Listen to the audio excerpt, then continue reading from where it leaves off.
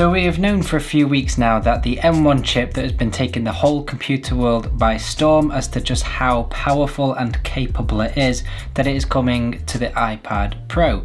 And people have started to receive their brand new iPad Pros that they have pre-ordered. So what I wanted to do in this video is just talk about the M1 iPad Pro and how it could potentially change everything.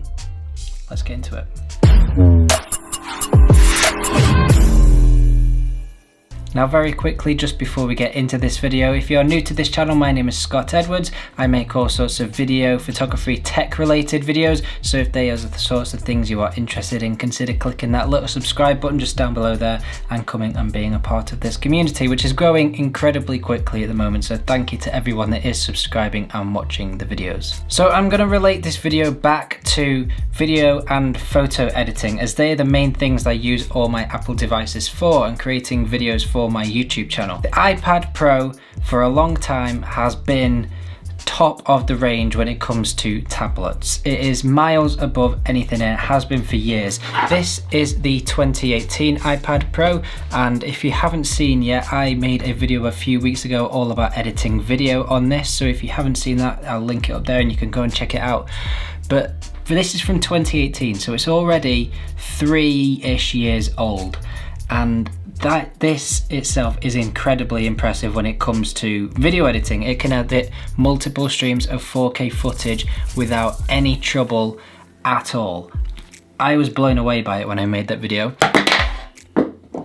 Oops. But the new M1 iPad Pro is just going to be absolutely streets ahead of even this, and this is already streets ahead of a lot of things and is just as powerful, if not more powerful, than a lot of laptops and some MacBooks. This is why I think the new iPad Pro with the M1 chip has the power and the ability to change editing, computing in general, for the long run. Imagine, I've said this before, imagine one day if when you are traveling and you're going to sit in a cafe to do your work, or you're going on a plane to the other side of the world, and you've got to take all your computer gear with you. You've got to take your laptop and your camera gear. An iPad is much smaller. Imagine if you can literally just take your iPad, and that can do everything. That can do all your day-to-day work, all your video editing, all your photo editing. I mean, look at the size of it. This is the 11-inch 2018 iPad Pro. Imagine just traveling with something like that that can do absolutely everything. You can plug it into an external monitor, you can plug it into hard drives. We are already getting to that stage where it is very close to being possible to just use an iPad as your main device. Now, Apple for a few years have said that an iPad is capable of replacing your laptop. And yes, to a certain extent it is. You can do all of your emails, basic photo editing, basic video editing, and your day-to-day work such as word processing on your iPod. Who has iPods? Why did I say iPod? No one has iPods anymore. You can do most of your day-to-day work on an iPad because you can use external things like keyboards and mouse and external monitors, so it can do those things. However, there's one thing holding it back, and that is its software. That for me is the one area that the iPad Pro can improve, and I'm not the only one in thinking that. The iPad Pro is an incredible device, even the 2018 iPad Pros. The M1 iPad Pro is even more impressive. It has got plenty of power, almost too much power. When I say that, even iPhones, this is the iPhone 12 Pro, these are way more powerful than anyone even expects. I made another video on the iPhone 12 Pro about editing video using LumaFusion on the iPhone 12 Pro, and even that edit multiple streams of 4K video footage. So these are already, as an iPhone, more powerful than a lot of people give credit and use them for. Most people just flick through social media, make phone calls and text messages. No, not a lot of people are editing video on these, but it's possible. They are incredibly powerful.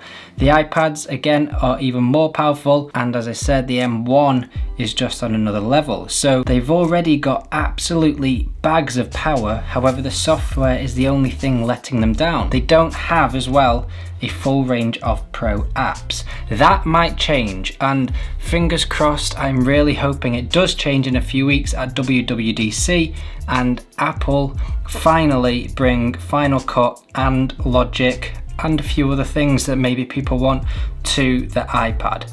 That would be incredible. I'm not sure it will happen because then people might start buying iPads instead of MacBooks, and obviously Apple want to sell both because then they make more money. However, if you bring Final Cut to an iPad, I'd be very tempted to get the M1 iPad Pro and switch completely to an M1 iPad instead of a laptop. Maybe have something that you can go and do even more expansive things on and even heavier editing on at a desk. But mind you, that might not even be needed as well, because hopefully with iPadOS 15 they will take away the black bars down the side when you plug it into an external monitor, which is a little bit frustrating because you're not getting to use the whole of your external monitor. That's to do with the aspect ratio of an iPad, but there might be a software update that allows you to adapt your aspect ratio to a monitor you are using, because then you can literally just carry that around with you.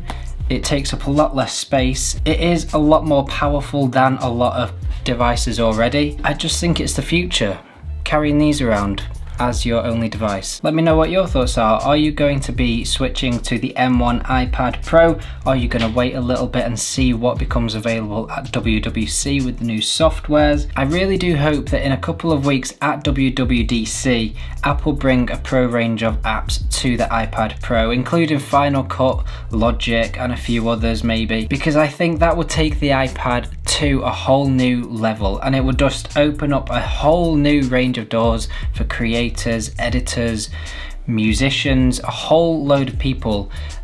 They really do have the power to be able to do that. They keep up with MacBooks. It's the new M1 iPad Pro is almost the same computer as the MacBook Air. I really do think that without those Pro apps, the M1 iPad Pro is almost too powerful for its own good, because if you're not going to take full advantage of all of the power that it has, why not just get one of the older iPad Pros, because these are incredibly powerful.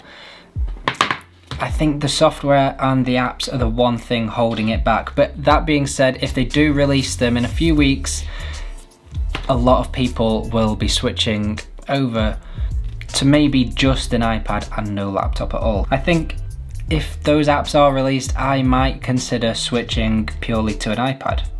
I'd consider it anyway, for sure. So yeah, let me know your thoughts in the comments below.